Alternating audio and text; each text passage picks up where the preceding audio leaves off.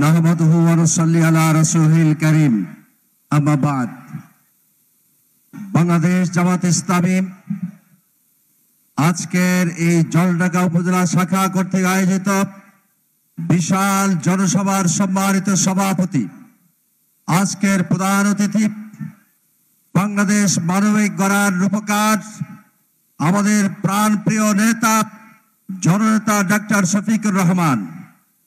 বিশেষ অতিথি হিসাবে উপস্থিত হয়েছেন অ্যাসিস্ট্যান্ট সেক্রেটারি জেনারেল ও অঞ্চল পরিচালক রংপুর দিনাজপুর জননেতা মাওলানা আব্দুল হালিম সহ আজকের কেন্দ্রীয় অঞ্চল নেতৃবৃন্দ, জেলা উপজেলা নেতৃবৃন্দ ও সম্মানিত জলঢাকাবাসী, আসসালামু আলাইকুম রহমতুল্লাহ।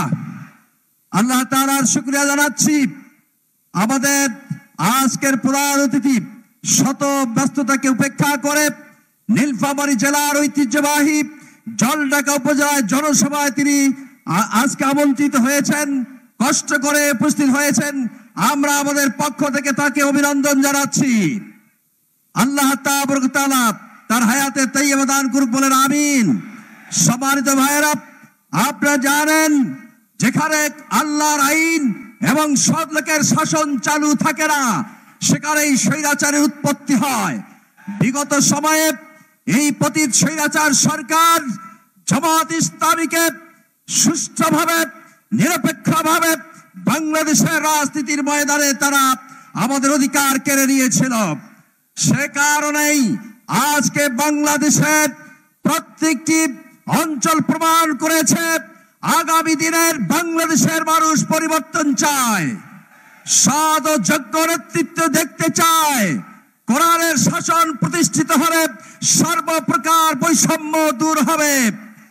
যতক্ষণ পর্যন্ত আল্লাহর আইন এবং সৎ লোকের শাসন প্রতিষ্ঠা হবে না, ততক্ষণ পর্যন্ত বৈষম্য দূরীভূত হবে না।